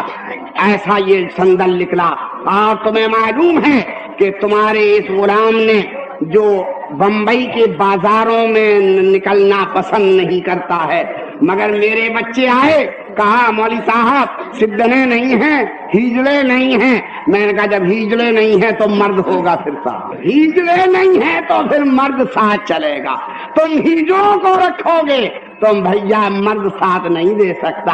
الحمدللہ خدا کے فضل و کرم سے سندل نکلا، بڑے آب و تاب سے نکلا، نعت کے ساتھ نکلا، درود کے ساتھ نکلا، سلام کے ساتھ نکلا، اور ہم نے بہت ہی آب و تاب لے جا کر سرکار حضرت بابا عبدالرحمان کے مزار اقدس پر اپنا نذرانہ چڑھا دیا۔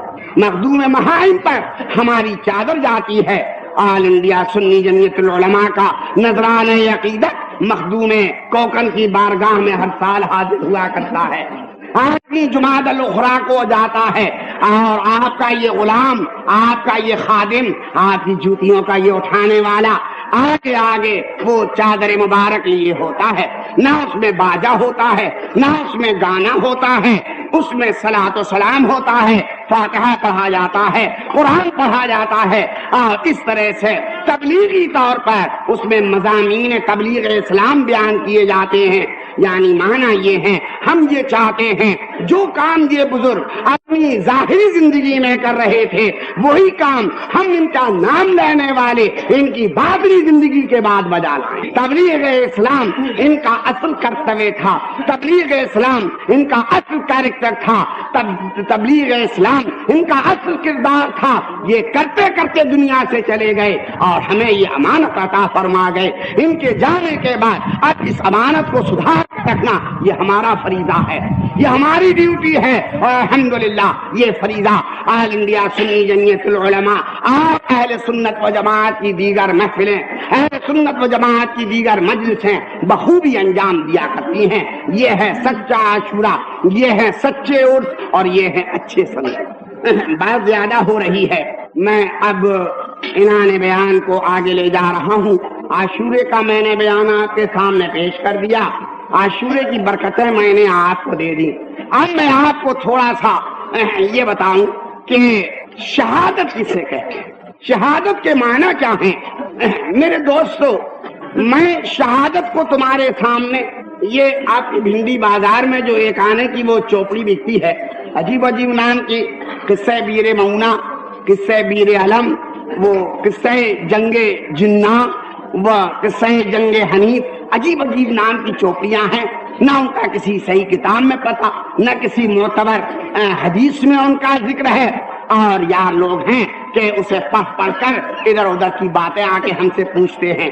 ہم نے ان سے کہا کہ بھائی اللہ کے فضل و کرم سے سچے ذخیرے ہمارے پاس کیا کم ہیں جو تم ان جھوٹے ذخیروں کے اوپر اپنا بھروسہ کرتے ہو۔ آؤ ہم تمہیں سچے قصے بتائیں، سچی روایتیں ہم تمہیں دیں، جس سے ثواب بھی پاؤ اور کچھ تبلیغ اسلام کا کام بھی انجام دو۔ تو میرے دوستو، مشہور کتاب ہے حنفیوں کی جس کا نام ہے فتاوی شامی۔ جس کا نام ہے رد المحتاج، باب شہادت لکھتے ہوئے حضرت علامہ محمد بن عابدین شامی شہادت کی تعریف کرتے، شہید کی تعریف کرتے ہیں کہ بھائی شہید کسے کہتے ہیں، شہید کے کیا معنی ہیں؟ تو وہ یہ لکھتے ہیں کہ لفظ شہید یا تو شہادت سے نکلا ہے اور یا شہود سے نکلا ہے۔ شہادت اور شہود دو لفظ یاد رکھنا، شہید کے ماخذ دو ہیں، شہادت یا شہود۔ شہادت کے کیا معنی ہے؟ گواہی دینا۔ میری بہنوں آسانی کے ساتھ سنو، یہ تمہارے بھائی آل مصطفیٰ کی زبان کی شہادت ہے۔ شہادت کے معنی ہے گواہی دینا، اور شہود کے معنی ہے حاضر ہونا، حاضر ہونا اور گواہی دینا۔ تم کہو گے بات سمجھ میں نہیں آئی، شہید گواہی دیتا ہے، شہید حاضر ہوتا ہے، یہ بات نہیں آئی سمجھ میں۔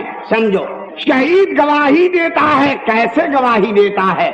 جب قیامت میں داور محشر کے سامنے حاضر ہوگا شہید، تو سرور عالم صلی اللہ علیہ وسلم فرماتے ہیں اس کے بدن پر تازہ زخم ہوں گے شہادت کے، اور ان زخموں سے تازہ خون بہ رہا ہوگا اور مشک و عنبر کی خوشبو ان سے آ رہی ہوگی۔ گویا کہ شہید مجسم ساکشی بن کر آئے گا اپنے اللہ کے سامنے، مجسم گواہی بن کر آئے گا اپنے خدا کے سامنے۔ الہ العالمین، یہ گلستان بدن میں جو پھول کھلے ہیں زخموں کے، چمن جسم میں جو یہ غنچے کھلے ہیں زخموں کے، یہ کچھ ہماری زر زمین کی لڑائی میں زخم نہیں لگے تھے، بلکہ حق کو پھیلانے میں، حق کو کہنے میں، حق کو سننے میں اور حق کا نعرہ بلند کرنے میں یہ زخم ہم نے باطل پرستوں کے ہاتھ سے کھائے تھے۔ تو مجسم گواہی بن کر شہید اپنے رب کی بارگاہ میں حاضر ہوتا ہے۔ اور شہود کے معنی اگر شہید کے لیں، شہود کے معنی ہے حاضری، تو معنی یہ ہوئے کہ جیسے ہی لگا، جیسے کٹا، بس وہ ایک ذرا سا چرکا تو لگتا ہے، اور فوراً ان کے سامنے ان کے وہ مدارج جو ان کا رب انہیں جنت میں عطا فرمانا چاہتا ہے وہ سب ان کے سامنے حاضر کر دی، وہ سارے مدارج ان کے سامنے پیش کر دیے جاتے ہیں اور فرما دیا جاتا ہے نہ گھبرا، بے شک زخم کی تکلیف ہے، سب کٹ گیا ہے تمہارا، زخموں سے تمہارا بدن چور ہو گیا ہے، مگر دیکھنا کہ ان زخموں کے بدلے میں ہم نے تمہارے لیے کیا تیاری کی ہے۔ یہ اعلیٰ علیین ہے، یہ نعیم فردوس ہے، یہ فردوس جنت ہے، یہ 8واں درجہ ہے۔ دیکھو اے شہدائے کرام، ہم نے تمہیں انبیاء کے پائیں میں جگہ دی ہے، صدیقوں کے بازو میں جگہ دی ہے، اور صالحین کے سر پر ہم نے تمہیں جگہ عطا فرمائی ہے۔ تو شہید کے معنی شہود کے آتے ہیں۔ شہید کے معنی فرماتا ہے مولا تبارک و تعالی وَلَا تَحْسَبَنَّ الَّذِينَ، میں اپنے بیان کو ذرا اونچ رہا ہوں کیونکہ باتوں ہی باتوں میں 12 بجنے کو آ چکے ہیں اور مجھے تبھی شہادتی بیان کرنا ہے۔ تو شہید کے لیے اللہ فرماتا ہے وَلَا تَحْسَبَنَّ الَّذِينَ وَلَا تَحْسَبَنَّ الَّذِينَ قُتِلُوا فِي سَبِيلِ اللَّهِ أَمْوَاتًا بل احیاء عند ربهم یرزقون فرحین بما آتاہم اللہ من فضلہ۔ ارشاد فرماتے ہیں کہ اے لوگوں، ہرگز ہرگز ان لوگوں کو جو راہ خدا میں جانیں دے چکے ہیں، خدا کے راستے میں قتل ہو چکے ہیں، انہیں موتا مت کہنا، مت سمجھنا، مردہ مت سمجھنا، انہیں مردہ مت کہنا۔ سرور عالم صلی اللہ علیہ وسلم فرماتے ہیں شہید کی روح اس کے جسم سے جیسے ہی جدا ہوتی ہے، مولا تبارک و تعالی اس کو نئی زندگی عطا فرما کر سب پرندوں کی صورتوں میں عرش کے گرد اتار لیتا ہے۔ فرماتے ہیں انہیں مردہ مت سمجھنا، مردہ مت کہنا انہیں، بل احیاء، وہ زندہ ہیں، وہ زندہ ہیں، یرزقون فرحین بما آتاہم اللہ من فضلہ، وہ زندہ ہیں، انہیں روزی دی جاتی ہے اللہ کی طرف سے، جو مانگتے ہیں انہیں ملتا ہے، اور اللہ نے جو انہیں اپنے فضل سے دیا ہے بڑے خوش باخوش ہیں اس میں۔ یستبشرون بالذین لم یلحقوا بهم من خلفهم الا خوف علیہم ولا هم یحزنون۔ اور ابھی جو لوگ نہیں آ کے ملے ان سے، ان کے مقابلے میں وہ تن تن کے کہتے ہیں کہ بشارت ہو تمہیں، ادھر گلا کٹا، اب نہ ہمیں کل کا کوئی رنج ہے نہ آج کا کوئی ڈر ہے۔ یستبشرون بنعمت من اللہ وفضل وان اللہ لا یضیع اجر المؤمنین، بشارت دیتے ہیں اللہ کی نعمت اور اللہ کا فضل ہمارے سراپا پہ چھایا ہوا ہے، اور اللہ مسلمانوں کی مزدوری کو ضائع نہیں کرتا۔ اے میرے دوستو، شہید کے متعلق میں نے تمہیں یہ ایک معمولی سا جملہ بتا دیا ہے، اس لیے کہ میں شہادت کو اگر اب تفصیل سے بیان کروں تو میرے پاس وقت اور تنگ ہو جائے گا، لہذا اب میں شہید محرم، شہید عاشورہ، شہید عاشورہ، شہید اعظم، شہید انسانیت، شہید حریت، شہید آزادی، سیدنا امام عالی مقام کی شہادت پر تھوڑی سی روشنی ڈالتا ہوں۔ تمہیں معلوم ہے کہ میں نے سالوں شہادت ایسے بھی بیان کی ہے کہ جیسے معلوم ہو کہ ایک سلسلے کے ساتھ میں کتاب پڑھ رہا ہوں، روایت ہے کہ حضرت امام مسلم کعبے سے چلے، کوفے میں گرفتار ہوئے، شہید کر دیے گئے، دونوں بچے ان کے پکڑے گئے، میں نے ایسے بھی شہادت بیان کی ہے۔ اور آپ سے سب کہتا ہوں کہ تحریری کی تو بات نہیں، کان پکڑ کے تمہارے جوتوں کی خاک اپنے ماتھے پہ لگا کر کہتا ہوں کہ تمہارے بمبئی میں جو علماء کرام آئے ہیں میرے آقا ہیں، میرے آقا ہیں، وہ سب میرے مولا ہیں، میرے بڑے بڑے بزرگ ہیں، میرے بڑے بڑے ذی عزت ہیں، لیکن انہی کی جوتیوں کے صدقے میں اگر شہادت کو لفظ لفظ بھی سننا چاہو تو انشاءاللہ علیہ مصطفیٰ لفظاً لفظاً بھی سنائے گا، اور اگر شہادت کو معنی معنی سننا چاہو تو مانن مانن بھی تمہیں شہادت سنائے گا، کیونکہ میں کل کہہ چکا ہوں کہ یہ آل مصطفیٰ کی باتیں ہیں جو آل مصطفیٰ کی زبان سے تم سن رہے ہو۔ آل مصطفیٰ کی کہانی ہے، آل مصطفیٰ کی زبانی ہے، میرے گھر کی باتیں ہیں، اس واسطے یاد رکھو اہل البیت ادری بما فی، مثل ہے اہل البیت ادری بما فی، گھر کی بات کو گھر والا زیادہ جانتا ہے۔ بے شک امام عالی مقام تمہارے امام ہیں، امام عالی مقام تمہارے پیشوا ہیں، امام عالی مقام تمہارے مقتدا ہیں، تمہارے رہبر ہیں، امام عالی مقام پہ تم جان چھنکتے ہو، میں بھی چھنکتا ہوں، میرے بھی پیشوا ہیں، میرے بھی آقا ہیں، میرے مرشد ہیں امام عالی مقام رضی اللہ تعالی عنہ، مگر اس کے ساتھ ساتھ مجھے یہ بھی کہنے دو کہ امام میرے امام بھی ہیں، میرے باپ بھی ہیں، امام میرے امام بھی ہیں، میرے مرشد بھی ہیں، میرے پیر بھی ہیں، میرے رہبر بھی ہیں، میرے رہنما بھی ہیں، میرے آقا بھی ہیں اور میرے باپ بھی ہیں۔ کہتا بھی ہوں، نابکار ہوں، گنہگار ہوں، سیاکار ہوں، بدکار ہوں، لیکن بہرحال ان رگوں میں خون حسین کا جاری ہے۔ امام زید شہید رضی اللہ تعالی عنہ، حضور والا کے چھوٹے پوتے، امام زین العابدین کے چھوٹے بیٹے، وہ میرے جد امجد ہیں، ذہنی سید ہوں، حسینی نسل کا ہوں، آج تک الحمدللہ رب العالمین میری نسل کے خون میں حسینی خون کے سوا دوسرا خون نہیں شامل ہوا۔ تو آج میں سیدنا امام عالی مقام کی جو باتیں کر رہا ہوں یہ میرے گھر کی باتیں ہیں، مگر ذرا اس کو رنگ کے ساتھ سنو۔ میں کہانی نہیں کہنا چاہتا، میں فسانہ نہیں دہرانا چاہتا، میں کوئی تمہارے سامنے پوئٹری نہیں پڑھ رہا ہوں، میں تمہارے سامنے کوئی ڈرامہ نہیں بتا رہا ہوں، میں تو تمہیں ایک ایسی حقیقت بتا رہا ہوں، ایک ایسا فیکٹ بتا رہا ہوں کہ جو امام عالی مقام نے ہمارے واسطے کیا اور قیامت تک کے لیے زندہ جاوید بنا کر اسے ہمارے لیے چھوڑ دیا۔ امام عالی مقام کی گردن کٹی، امام عالی مقام نے گردن کٹائی، بے شک کٹی گردن اور کٹائی امام نے، لیکن اس کٹی ہوئی گردن نے ہزاروں گردنیں جوڑ دی، گردنیں نہیں جوڑ دی بلکہ میرے یارو ٹوٹے ہوئے دل جوڑ دیے اس کٹی ہوئی گردن۔ امام عالی مقام نے جو اسوہ حسنہ پیش کیا ہے، ان یزیدیوں کی میں بات نہیں کر رہا جو آج اس 14ویں صدی میں دوبارہ یزیدیت کو زندہ کرنا چاہتے ہیں، ان سے کہہ دینا کہ یزیدیت زمانہ ہوا، اپنی موت مر چکی ہے، اپنی موت مر چکی ہے۔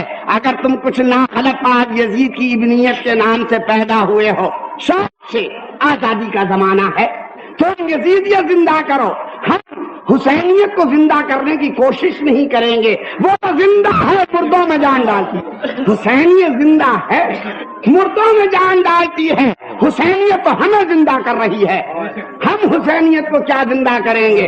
تم اپنے سر سے لے کر پیر تک ایک چوٹی کا زور لگا کے کوشش کرو کہ یزید یہ زندہ ہو جائے۔ ہم چیلنج کرتے ہیں تمہیں، ہم تمہیں چیلنج کرتے ہیں تم میں کہ اگر 1000 انسان بمبئی میں یزیدی بن کر تیار ہو جائیں، مگر شرط ہے مرد بن کے آنا پڑے گا، مرد بن کے آنا پڑے گا۔ ہم جب آگے آئیں، مصطفیٰ حسینی کہہ کے جب میں آگے آؤں تو تمہیں بھی محمود احمد عباسی کہہ کے نہیں، محمود احمد یزیدی کہہ کے آنا پڑے گا۔ عباسی کے پردے میں نہیں آؤ گے تم یزید کہہ کر آؤ گے، تم یہ کہہ کر آؤ گے کہ سیدنا شمر ذی الجوشن رضی اللہ تعالی عنہ ہمارے پیشوا ہیں، تم یہ کہہ کر آؤ گے کہ سیدنا یزید علیہ الصلوۃ والسلام ہمارے مقتدا ہیں، تم یہ کہہ کر آؤ، میں یہ کہہ کر آؤں گا کہ سیدنا امام حسین علی جدہ الکریم علیہ الصلوۃ والسلام میرے پیشوا ہیں۔ آ جاؤ پیشواؤں کو پیشواؤں کے مقابلے میں اور مقتدیوں کو مقتدیوں کے مقابلے میں ٹکراؤ۔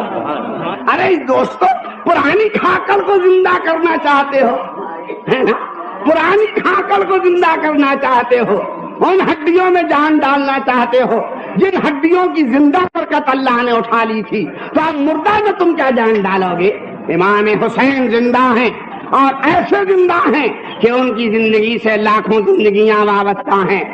ایک بیچارے 4 کوے بیٹھے ہوئے تھے، ایک دن بھوکے تھے 4-6 دن کے، تو دونوں پنجے اٹھا کے کہہ رہے تھے یا اللہ ڈھور مرے پیٹ بھرے، ڈھور مرے پیٹ بھرے، کیا کہہ رہے تھے؟ یا اللہ ڈھور مرے، ڈھور کے معنی یہی پوہا جانور، بیل بکرا، کوئی مرے، جنگل میں ڈالا جائے تو جا کے اس میں سے نوچ کے کھانے کو ملے۔ تو دعا کر رہے تھے پنجے اٹھا کر کوے، یا اللہ ڈھور مرے پیٹ بھرے۔ تو کسی نے کہا کوے کو سے ڈھور نہیں مرا کرتے، کوے کو سے ڈھور نہیں مرا کرتے ہیں، تمہارے کہنے سے حسینیت نہیں مرے گی۔ تم خلافت یزید جیسی لاکھوں کتابیں لکھو، یزیدی لٹریچر کو، تمہیں قسم ہے اپنے یزید کی، تمہیں قسم ہے اپنے یزید کی کہ یزیدی لٹریچر کو تو قرآن لکھنا اور چھاپنا بند کر دو، بخاری لکھنا اور چھاپنا بند کر دو، بخاری کا پڑھنا اور لکھنا بند کر دو، قرآن کا پڑھنا پڑھانا بند کر دو، صرف خلافت معاویہ و یزید پڑھو، چھاپو، پڑھائے جاؤ، پھر دیکھنا انشاءاللہ تعالی ہم اسپرنگ ہیں، جتنا دباؤ گے اتنا اونچا اٹھے گا۔ جب تم لکھو گے، جب تم قرآن بند کر کے یزیدی نامہ گاؤ گے تو ہم قرآن سے حسینیت کو ثابت کریں گے، جب تم بخاری کو پسے پست ڈال کر تم یزیدیت کے نغمے گاؤ گے تو ہم بخاری سے ثابت کریں گے۔ اللہ اللہ، بخاری کی ایک حدیث سناؤں تمہیں، بخاری کی ایک حدیث سناؤں تمہیں، تم ذرا یزید کے متعلق ایک بخاری کی حدیث سنا، شمر ذی الجوشن کے متعلق ایک بخاری کی حدیث سنا۔ میں سناتا ہوں تمہیں، سیدنا عبداللہ ابن عمر رضی اللہ تعالی عنہما کھڑے ہیں، ایک عراق والا آتا ہے اور آ کے کہتا ہے کہ اے ابن عمر رضی اللہ تعالی عنہما، ایک مسئلہ پوچھنا چاہتا ہوں میں آپ سے۔ کہا کیا مسئلہ پوچھتے ہو؟ کہا مسئلہ یہ پوچھتا ہوں کہ مچھر کا خون نجس ہوتا ہے یا پاک ہوتا ہے؟ سنا آپ نے؟ ایک روایت میں ہے ترمذی کی کہ اس نے آ کے یہ پوچھا کہ یہ بتائیے کہ اگر حج کا میں نے احرام باندھا ہے تو مکھی کو مارنا جائز ہے یا ناجائز ہے؟ تو عبداللہ ابن عمر رضی اللہ تعالیٰ عنہما نے دل میں خیال کیا، بڑے کوئی متقی پرہیزگار ہے نا، اللہ اکبر، تقویٰ کی قبر پہ لات مار دی انہوں نے۔ مچھر کے خون جائز ہے، حرام ہے یا نہ حرام ہے، نجس ہے یا ناپاک ہے، بڑا تقویٰ اونچا ہے آپ کا۔ تو کہا یہ بتاؤ کہاں کے رہنے والے ہو تم؟ کہا جی میں عراق کا رہنے والا ہوں۔ اتنا سننا تھا کہ عبداللہ ابن عمر نے لوگوں سے کہا اے میاں ذرا ان کی ذات صورت ملاحظہ فرمائیے، یہ آج ہم سے مکھی اور مچھر کا مسئلہ پوچھنے آئے ہیں کہ مچھر کا خون نجس ہے یا ہے، مکھی کا خون بہانا جائز ہے یا ناجائز ہے۔ لیکن ان عراقیوں نے ابن رسول اللہ کا خون بہاتے ہوئے نہیں پوچھا فتویٰ کسی سے کہ رسول اللہ کے لڑکے کا خون بہانا، ان کے بیٹے کا خون بہانا جائز ہے یا ناجائز ہے۔ یہ اچھی طرح سے جانتے تھے کہ سرور عالم کے بیٹے کی کیا شان ہے۔ اس وقت نہیں پوچھنے آئے تھے، کیا ہے میرے سامنے سے سوچو بیٹھ کر بتاؤ کہ خلافت یزید میں یہ جھلک ہے کہیں؟ یہ حدیث بیان کی تم نے، کیوں نہیں بیان کی؟ چور ہو تم، خائن ہو، غاصب ہو، تم نے یہ حدیث کیوں نہیں بیان کی؟ عوام کے سامنے یہ بخاری کی حدیث کیوں نہیں لائے تم؟ تاکہ لوگوں کو یہ معلوم ہو جاتا کہ امام عرش مقام کا وہ مرتبہ ہے کہ عبداللہ ابن عمر نے بہت برسوں کے بعد ان کے قاتلوں کے شہر کے رہنے والوں کو ڈانٹ دیا تھا۔ یہ حدیث تم نے کیوں نہیں پیش کی؟ پردہ کیوں ڈالا اس حدیث کے اوپر؟ اس لیے کہ اس سے فضیلت نکلتی تھی امام عرش مقام۔ مگر یاد رکھو، سورت میں پردہ ڈالے سے پردہ نہیں پڑا کرتا ہے۔ ایک بے وقوف آدمی کھڑا ہوا تھا تو چاند نکلتا دیکھ کر اس نے تھوک کر کے تھوک دیا چاند۔ اچھا، بڑے خوش تھے، تھوک کر بڑے زور میں تھوکا چاند پر، تھوک کر کے تھوکا، بڑے خوش تھے کہ چاند پہ تھوک دیا۔ زیادہ میں دیکھا جنہیں گال پہ کیا پڑا، ایسے جو ٹٹولا تو معلوم یہ ہوا وہ بلغم کا غوٹا جو تھوکا تھا آسمان پر چاند کے اوپر، وہاں سے پلٹ کر جو ہے منہ پر آ پڑا۔ تم چاند پر تھوکنا چاہتے ہو، ایسے پیشتر بھی لوگ تھوک چکے ہیں۔ ابلیس نے مہتاب آدمیت پہ تھوکا تھا، قوم نوح نے آفتاب نوحیت پہ تھوکا تھا، نمرود نے ابراہیمیت پہ تھوکا تھا، فرعون نے موسویت پہ تھوکا تھا، بادشاہ روم نے عیسویت پہ تھوکا تھا، ابو جہل و ابو لہب نے محمدیت پہ تھوکا تھا، یزید نے حسینیت پہ تھوکا تھا، اور تم غلام حسین پہ تھوک رہے ہو۔ تو یاد رکھنا، جیسے سارے تھوک لوٹ کے آئے تھے منہ پر، تمہارا تھوک بھی منہ پہ لوٹ، تمہارا تھوک بھی منہ پہ لوٹ۔ حسین زندہ ہیں تو حسینیت زندہ ہے۔ اور میاں یاد رکھو، جو زندوں کے ساتھ گھل مل جاتا ہے وہ بھی مرا نہیں کرتا، وہ بھی مرا نہیں کرتا۔ ہم نے زندوں کا دامن پکڑ لیا ہے، ہمارا خدا زندہ ہے، ہمیشہ سے زندہ ہے اور ہمیشہ زندہ رہے گا۔ ہمارے نبی حیات النبی ہیں صلی اللہ تعالی علیہ وسلم، زندہ ہیں، اور ان کی زندگی کے ساتھ دنیا کی زندگی بندھی ہوئی ہے۔ تو یاد رکھنا کہ ہمارا حسین بھی زندہ ہے، ہمارا حسین زندہ ہے۔ تو بھلا وہ کیسے گوارا کریں گے کہ ہمارے غلام مر جائیں؟ نہیں، ہم بھی نہیں مر سکتے، اس لیے کہ ہم ان کی زندگی کے نغمے گاتے ہیں اپنے مجموعوں کے اندر۔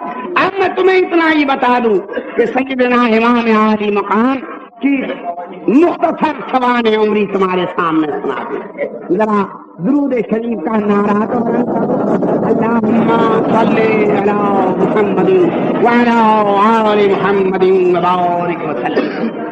سیدنا امام عالی مقام کی مختصر سوانح بیان کرتا ہوں۔ نام نامی اسم گرامی آپ کا حسین ہے، عربی میں آپ کا نام حسین ہے، عبرانی میں آپ کا نام شبیر ہے، شبیر آپ کا نام عبرانی میں ہے، عربی میں آپ کا نام حسین ہے۔ آپ کے القاب ہیں ذکی، طاہر، آپ کا لقب ہے ابو الائمہ، آپ کا لقب ہے ابی عبداللہ، آپ کا لقب ہے سب اصغر رسول اللہ صلی اللہ تعالی علیہ وسلم، آپ کا لقب ہے شہید۔ سیدنا امام عالی مقام منگل کے روز، یاد رکھو، منگل کے روز 5ویں شعبان المعظم سن 4 ہجری میں مدینہ منورہ میں پیدا ہوئے۔ اپنے بڑے بھائی سیدنا امام حسن مجتبی رضی اللہ تعالی عنہ کے پیدا ہونے کے 50 راتوں کے بعد اپنی والدہ ماجدہ کے شکم اطہر میں جلوہ گستر ہوئے تھے۔ آپ منگل کو 5ویں شعبان سن 4 ہجری میں مدینے میں آپ پیدا ہوئے۔ جب آپ کی پیدائش ہوئی، سرور عالم کو خبر ہوئی، تشریف لے فرمایا علی لاؤ ہمارے بچے کو ذرا ہمیں دکھاؤ، کیا نام رکھا تم نے اس کا؟ عرض کیا حضور میں نے اس کا نام حرب رکھا ہے، لڑائی جنگ۔ فرمایا لا بل ہوا حسین، حرب نہیں ہے اس کا نام، اس کا نام حسین ہے۔ اور جبریل نے مجھ سے آ کر کہا ہے کہ حضرت ہارون نبی کے 3 بیٹوں کے نام شبر و شبیر و مشبر تھے، میں تمہارے پہلے بیٹے کا نام شبر رکھ چکا ہوں، ہارون نبی کے بیٹے کے نام پر اس بیٹے کا نام میں شبیر رکھتا ہوں۔ سرور عالم صلی اللہ علیہ وسلم نے حضرت امام کے کان میں اذان دی اور 7ویں دن ایک مینڈھا ذبح کر کے حضرت امام کا عقیقہ کیا اور فاطمہ زہرا سے فرمایا اپنے بچے کے سر کے بال منڈوا دو اور ان بالوں کی برابر چاندی لے کر اور ان کو تصدق کر دو۔ یہ عقیقے کی اصل حقیقت ہے۔ سیدنا امام عالی مقام رضی اللہ تعالی عنہ وارضاہ عنا، اللہ اکبر، بس یوں سمجھ لیجئے سرور عالم صلی اللہ علیہ وسلم ارشاد فرماتے ہیں انا من الحسین والحسین منی، میں حسین سے ہوں اور حسین مجھ سے۔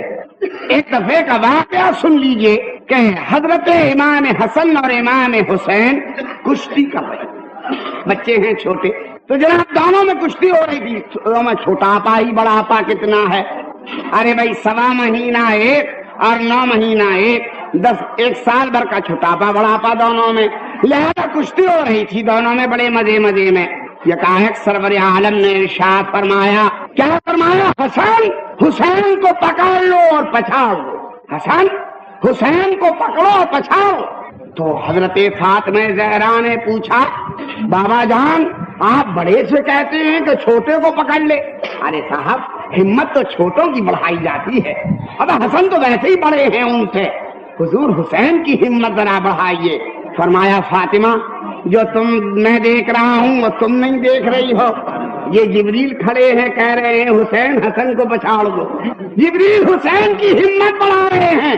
جبریل کی ہمت میں اگر حسن پچھڑ گیا تو بڑا بیٹا پچھڑ جائے گا، لہذا میں حسن کی ہمت بڑھا رہا ہوں۔ اللہ سیدنا سرور عالم ام المومنین عائشہ صدیقہ کے گھر سے جا رہے ہیں، فاطمہ زہرا کے گھر سے جب گزرے آواز آئی رونے کی، امام حسین کی گھر میں چلے گئے۔ فرمایا فاطمہ تم اچھی طرح سے جانتی ہو کہ جب یہ بچہ روتا ہے تو ہمارا دل بے چین ہو جاتا ہے، اسے رلایا مت کر۔ روایت فرماتے ہیں صحیح روایت میں کہ سرکار دو عالم صلی اللہ تعالی علیہ وسلم امام حسین کی زبان کو ایسے چوستے جیسے کھجور چوسی جاتی۔ بتاؤ خدا کے واسطے کہ جس بچے نے نبی کی زبان چوس کے پرورش پائی ہو، اس کے علوم کا، اس کی شرافت کا، اس کی عظمت کا کیا ٹھکانہ ہے۔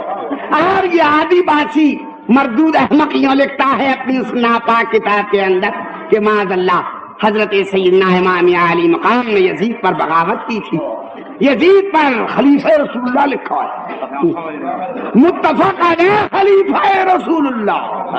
معنی یہ ہوئے کہ ابو بکر صدیق تو متفق علیہ نہیں تھے، عمر فاروق تو خلیفہ رسول اللہ متفق علیہ نہیں تھے، عثمان غنی تو متفق علیہ نہیں تھے، اور علی مرتضیٰ تو خلیفہ مانتا ہی نہیں ہے، وہ کہتا ہے کہ امیر معاویہ بھی خلیفہ متفق علیہ نہیں تھے، مگر یزید اس کا خلیفہ ایسا ہے کہ جو بالکل متفق علیہ تھا۔ میں سمجھتا ہوں کہ یزید تھا خلیفہ رسول اللہ نہ تھا، وہ خلیفہ ابلیس لعین تھا اور یہ مردود احمق عادی باسی اس کا خلیفہ۔ سمجھے یا نہیں؟ کل تو میں سمجھا دیا تھا کہ خلیفہ میں اپنی اصل کی جھلک ہونا چاہیے، لہذا اس بیچارے آدی باسی میں بھی جھلک موجود ہے اپنے یزید کی، وہ بھی یزیدی رنگ میں رنگا ہوا ہے۔ تو میرے دوستو سچی بات یہ ہے اپنے چھاچ کو کون کھٹا کہتا، لہذا وہ یزید کی تعریف کرتا ہے، ہم حسین کی تعریف کرتے ہیں، تو ہم حسینی ہیں وہ یزیدی ہے۔ میں تو اس کو خط لکھنے والا ہوں کہ بڈھن اب تو تم اولاد پر پیدا کرنے کے ناقابل ہو گئے، مگر اپنی اولاد کو وصیت کر جاؤ کہ اب سے جو بچے تمہارے خاندان میں پیدا ہوں خبردار ان کا نام یزید شمر عمرو بن سعد رکھ دینا۔ معلوم تو ہو کہ آخر تم یزید والے ہو۔